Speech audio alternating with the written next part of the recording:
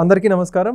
Welcome to Leo news. YS Vivekananda Reddy గారి హత్య కేసుకి సంబంధించి ఎవరైతే కొంతమంది సాక్షులు చనిపోతున్నటువంటి నేపథ్యంలో, ఆ కేసులో ప్రధాన సాక్షులు ఉన్నందరూ చనిపోతున్నటువంటి నేపథ్యంలో తాజాగా ఆయన వాచ్మెన్గా ఉన్నటువంటి వ్యక్తి రంగయ్య గారు కూడా చనిపోవడం జరిగింది. ఈ హత్య ఖచ్చితంగా అనుమానాస్పద రీతిలోనే జరిగిందని చెప్పేసి పోలీసులు అయితే నిర్ధారించుకోవడం జరిగింది. దీనికి సంబంధించి ఇప్పుడే ఆ రంగయ్య గారి భార్య కూడా మాట్లాడడం జరిగింది. అయితే ప్రముఖ వార్తాపత్రిక అయినటువంటి ఒక ఛానల్లో మాత్రం, ఆ ఛానల్కి సంబంధించినటువంటి వార్తాపత్రికలో రంగయ్య గారు కేవలం పోలీసులు కొట్టడం ద్వారానే చనిపోయారని చెప్పేసి రాయడం జరిగింది. తప్పుడు వార్తాపత్రిక ద్వారా ఈ ప్రచురించడం జరిగిందని చెప్పేసి పోలీసులు ఆ యొక్క వార్తాపత్రిక చెందినటువంటి వ్యక్తుల మీద కేసు నమోదు చేయడానికి ఆదేశాలు ఇవ్వడం జరిగింది. దీనికి సంబంధించి పూర్తి వివరాలు తెలుసుకునే ప్రయత్నం చేద్దాం. మనతో ఉన్నారు సోషల్ యాక్టివిస్ట్ శ్రీలీల గారు. మేడం నమస్కారం అండి. నమస్తే అండి. సాక్షి అనే ఛానల్లో, ఆ ఛానల్కి సంబంధించినటువంటి పేపర్లో ఎవరైతే ఇప్పుడు తాజాగా వైఎస్ వివేకానంద రెడ్డి గారి హత్య కేసుకు సంబంధించి ఇప్పటికే 5-6 మంది చనిపోవడం జరిగింది. ఆ కేసులో సాక్షులు ఉన్నటువంటి వ్యక్తులు. తాజాగా రంగయ్య గారు కూడా, వాచ్మెన్గా పనిచేసినటువంటి వ్యక్తి రంగయ్య గారు కూడా చనిపోయారు. ఈ చనిపోవడం ఖచ్చితంగా అనుమానాస్పదంగానే జరిగింది అని చెప్పేసి పోలీసులు కావచ్చు, వాళ్ళ భార్య కూడా ప్రాథమికంగా వాళ్ళ అభిప్రాయాలు వెల్లడించడం జరిగింది. పోలీసులు అయితే నిర్ధారించుకోవడం జరిగింది. అందుకని సంబంధించి రీపోస్ట్ మార్టం కూడా ఆదేశాలు ఇచ్చారు. అది జరుగుతూ ఉంది ప్రాసెస్. అయితే ఇందుకు సంబంధించి సాక్షి వార్తాపత్రికలో రంగయ్య గారిని పోలీసులు కొట్టడం ద్వారా చనిపోయాడు, పోలీసులు చితకబాదారని చెప్పేసి వాళ్ళకి సంబంధించినటువంటి వార్తాపత్రికలు ప్రచురించడం జరిగింది. మొత్తంగా దీనికి సంబంధించి ఏమంటారు? సాక్షి అబద్ధానికి నిలువెత్తు సాక్ష్యం ఈ సాక్షి పేపర్. వాళ్ళు చెప్పేయే అబద్ధాలు, చేసేయే అబద్ధాలు. అతను ఏం మాట్లాడతాడు జగన్మోహన్ రెడ్డి, ఏమీ అతనికే అర్థం కాదు. చూసి చదవటం రాదు, అసలు చదవటమే రాదు. అట్లాంటి వ్యక్తి జగన్. ఆయనకు ఒక పేపరు, ఇంకా ఆ పేపరు, ఆ టీవీ ఛానల్ చెప్తూ ఉంటాయి ఇలానే.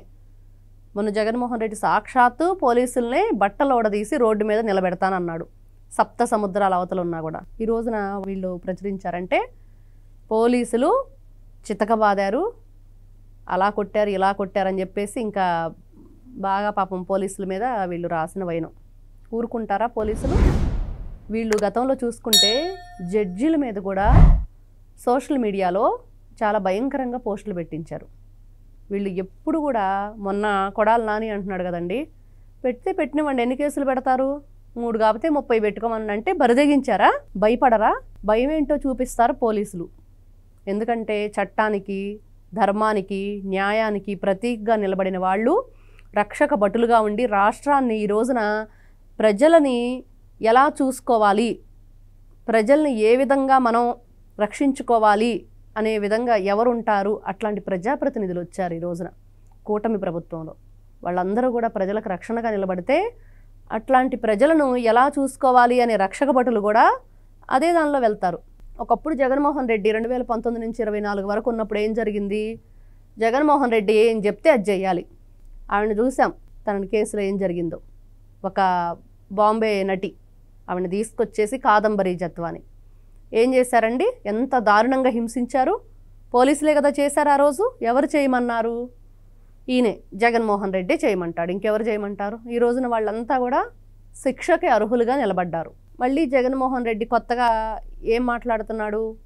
కేసులు పెడితే నన్ను గుర్తు చేసుకోండి, నేను 16 నెలలు జైల్లో ఉండొచ్చాను, నాకేంటి భయం, నా కథని మీరు ఇతను ఏదో గాంధీ మహాత్ముడో లేకపోతే సర్దార్ వల్లభాయ్ పటేల్ అనుకుంటున్నాడో, ఇంకా అంతకంటే గొప్పవాడు అనుకుంటున్నాడో తెలియదు, కానీ ప్రతి ఒక్కరింట్లో మాత్రం ఈయన ఫోటో ఉండాలంట.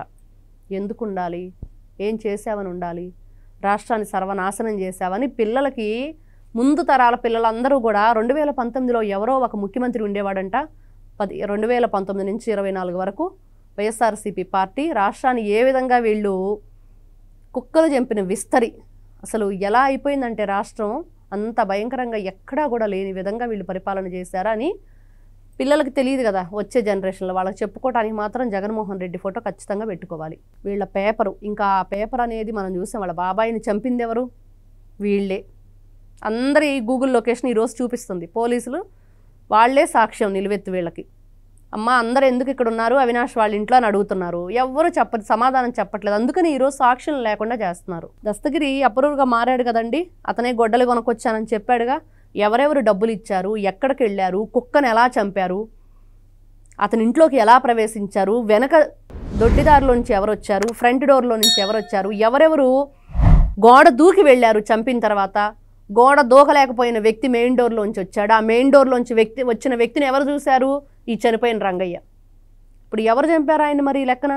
పోలీసులకి ఏం అవసరం? ఈ రోజున సాక్షి పేపర్ రాసింది. మరి ఇవన్నీ చూస్తుంటే అసలు ఆ రోజు నైటు వివేకానంద రెడ్డి గారి దగ్గరికి ఎవరు వచ్చారనేది రంగయ్య గారు చూశారు. ఆ పెద్ద ఆయన వాచ్మెన్గా ఉన్న ఆయన చూశాడు.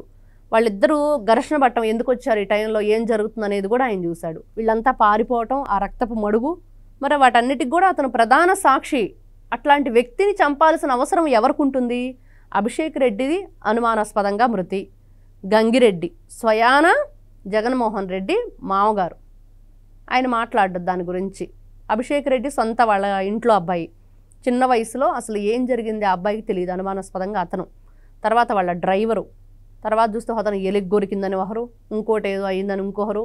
ఎలిగ్గొరికి చనిపోవటం అనేది మనం ఎక్కడా వినలా. జగన్మోహన్ రెడ్డి ప్రభుత్వంలో మాత్రం ఇట్లాంటివి జరుగుతాయి. ఎలుకల మందు తాగటం, ఎలుకలు కొరికితే మనుషులు చనిపోవటం, లేకపోతే కొత్తగా ఇప్పుడు టెక్నిక్ అనమాట, దానంతట అదే అగ్ని రగులుకొని ఫైల్స్ అన్ని దగ్ధం అయిపోతూ ఉంటాయి. ఎక్కడి నుంచి వచ్చిందో ఫైర్ తెలియదు, మరి అది ఎలా జరిగిందో కూడా తెలియదు. మరి లేకపోతే దానికి కూడా వీళ్ళు ఏదైనా చెప్పేవాళ్ళేమో, బహుశా ఏం చెప్పలేదు, ఏ కుక్కో పిల్లో అగ్గిపుల్ల గీసేసింది అందుకని దగ్ధం అయిందని చెప్పాలి. ఇంకా మరి ఎందుకు ఆ విషయం చెప్పలేదు? నెక్స్ట్ పేపర్లో అది కూడా రాస్తారు వాళ్ళు. ఫైల్స్ మనం చూసాం మదనపల్లిలో. అతను ఎవరు? రామచంద్రారెడ్డి, పెద్దిరెడ్డి రామచంద్రారెడ్డి. భూదందాలకు సంబంధించినవన్నీ కూడా ఎక్కడ బయటకు వస్తాయో, ఎక్కడ నన్ను అరెస్ట్ చేస్తారనే భయంతో ఫైల్స్ అన్నీ కూడా తగలబెట్టేశారు. మొన్న జగన్మోహన్ రెడ్డి ఇంటి దగ్గర కూడా అదే పరిస్థితి. వీళ్ళు చేసిన తప్పుల్ని ఎలా కప్పిపుచ్చుకోవాలి, ఆ కప్పిపుచ్చుకోవడానికి ఇంకా 100 తప్పులు చేస్తున్నారు. బోరుగడ్డ అనిల్ పారిపోయాడా? ఇప్పుడు ఎక్కడికి వెళ్ళాడో తెలియదు. ఇప్పుడు ఇంకా మళ్ళీ పోలీసులకు చిక్కితే వదులుతారా? కోర్టు ఊరుకుంటుందా? కోర్టు ఏదైతే ఆదేశాలు ఇచ్చిందో దాన్ని ధిక్కరించి వెళ్ళిపోయాడు. ఫోన్కి స్విచ్ ఆఫ్, వాళ్ళ అమ్మ ఫోను అతని ఫోన్ ఇద్దరిది కూడా స్విచ్ ఆఫ్లో ఉంది. ఈ రోజున అతని పరిస్థితి ఏంటి? వీళ్ళు ఒక తప్పుని కప్పిపుచ్చుకోవడానికి 100 తప్పులు చేస్తున్నారు. దానివల్ల ఇంకా ఇబ్బందులకి గురవుతున్నారు. అదేవిధంగా ఈరోజు కూడా ఆ రంగయ్య అనే వ్యక్తి చనిపోయాడు, దానికి విచారించడానికి పోలీసులు ఉన్నారు. ఏం జరిగిందో, లేకపోతే హాస్పిటల్కి వెళ్ళి ఏంటి పోస్ట్ మార్టం రిపోర్ట్స్ అంటే వాళ్ళు చెప్తారు. ఇవన్నీ వదిలేసి పోలీసులు కొడితే చనిపోయాడని చెప్పేసి మీ పత్రికలో రాయాల్సిన అవసరం ఏంటి? మీ బాబాయిని చంపేసి చంద్రబాబు నాయుడు గారు చంపారని చెప్పేసి నారాసుర రక్త చరిత్రను రాసిన ఘనుడు ఈ జగన్మోహన్ రెడ్డి. ఈ రోజున వాళ్ళు ఏదైనా రాస్తారండి. పోలీసులను అంటారు, జడ్జిలను అంటారు, ఇంకా వాళ్ళకి ఏదికి నోటికి ఏది వస్తే అది మాట్లాడతారు. వీళ్ళు చేసే పనులకి, మాట్లాడే మాటలకి ఎప్పుడు కూడా పొంతలు లేని వ్యవహారం. నిన్న చూస్తే గోరంట్ల మాధవ్ చంద్రబాబు నాయుడు మూతిని అడ్డం పెడతారు సూర్యుడికి, ఎక్కడైనా ఉందా అసలు? అది అరచేతిని అడ్డం పెడతారనేది సామెత ఉంది. అది ఎవరికి సంబంధించిన వ్యక్తి వర్తిస్తుంది? అసలు ఆ మాట్లాడే మాటలు. లోపలికి వెళ్ళొచ్చాడు, పోలీసులు గట్టిగా కౌంటర్ ఇచ్చారు, బయటకు వచ్చేటప్పటికి చిప్పు దొబ్బేసింది. ఏం మాట్లాడాలో అర్థం కాక మూతితో చెందిన సూర్యుడిని అడ్డం పెడతాడు, ఆపుతాడా? ఈయనేమో సూర్యుడు, ఈయన సూర్యుడు. ఈయన చేసిన పనులకి ఆడవాళ్ళని ఏ విధంగా గౌరవించాలో గొప్పగా తెలియజేసిన వ్యక్తి గోరంట్ల మాధవ్. ఈయన మాట్లాడతాడు ఈ రోజున నారా చంద్రబాబు నాయుడు గారి గురించి, ఆయన వ్యక్తిత్వం గురించి, వాళ్ళ పరిపాలన గురించి మాట్లాడే హక్కు ఉందా? వీడియో కాల్స్ చేసిన ఇట్లాంటి వాళ్ళు, వీళ్ళ ఎమ్మెల్సీలు, వీళ్ళ ఎమ్మెల్యేలు గంట అరగంట అంటూ ఆడవాళ్ళకి మర్యాద లేకుండా మాట్లాడి ఫోన్ కాల్స్లో వీళ్ళు చేసిన పనులు, సుకన్య అంటూ రాంబాబు, అమ్మటి రాంబాబు, వీళ్ళు చేసిన పనులకి వీళ్ళని ఏం చేసినా పాపం లేదు అని చెప్పేసి మాట్లాడుకుంటున్నారు అందరూ. ఎక్కడ కూడా రాజ్యాంగంలో లేని విధంగా వీళ్ళని శిక్షించాలి అని కోరుకుంటున్నారు అందరూ కూడా. ఈ రోజున పోలీసులు కూడా దీన్ని మాత్రం తీవ్రంగా పరిగణలో తీసుకొని ఇది మాత్రం వదిలిపెట్టే ప్రసక్తే లేదు. ఈ రోజున రంగయ్యలానే ఇంకా రేపెవరు? ఇప్పుడు దీనికి మెయిన్ అసలు ఈ కేసు నడవటానికి కారణం దస్తగిరి, సునీత, వీళ్ళిద్దరే. మరి వీళ్ళిద్దరికి ఏ విధంగా రక్షణ కల్పించకపోతున్నారు వీళ్ళంతా కూడా జాగ్రత్తగా వ్యవహరించాలి. Jaganmohan Reddy mind psycho mind, అతను ఏం ఆలోచిస్తాడో కూడా ఎవరికి అర్థం కాదు. సొంత బాబాయినే ఈ రోజున అలా చేశారంటే అతన్ని చేసిన హత్య కప్పిపుచ్చడానికి ఈ రోజున ఎంతమంది ప్రాణాలు వీళ్ళు బలిగొన్నారు, ఎంతమంది ప్రాణాలు. మరి ఆ ఫ్యామిలీలన్నీ కూడా ఇబ్బంది పడుతున్నట్లే కదండి. అభిషేక్ రెడ్డి ఎంత చిన్న వయసు, 2 పిల్లలు, భార్య. మరి ఈ రోజున ఆ ఫ్యామిలీకి ఎవరు దిక్కు? వీళ్ళు చేసిన పాపాలు వీళ్ళని వెంటాడుతూనే ఉంటాయి. ఏదో ఒక రోజు శిక్ష అనుభవించి తీరాలి. అలానే ఈ రంగయ్య అనే అతను అనుమానాస్పద స్థితిలో పోలీసుల మీద ఈ సాక్షి పేపర్ ఏదైతే రాసిందో దీన్ని మాత్రం వదిలిపెట్టే ప్రసక్తే లేదు. ఆ రోజున చంద్రబాబు నాయుడు గారు అప్పుడు రాసినప్పుడే కేసు పెట్టాల్సింది, కానీ వదిలేశారు. ఇప్పుడు అది ఖచ్చితంగా పోలీసులు అయితే వదిలే ప్రసక్తే లేదు. ఆయన క్షమాగుణం ఎక్కువ కాబట్టి ఆ పోన్లే అని చెప్పేసి వదిలేస్తారు. కానీ పోలీసులు మాత్రం వదిలిపెట్టము, ఇది మాత్రం ఖచ్చితంగా వీళ్ళని ఏదో ఒక విధంగా వీళ్ళు చేసిన తప్పులన్నీ కూడా బయటికి కక్కిస్తాము అని చెప్తున్నారు. Thank you. నమస్తే.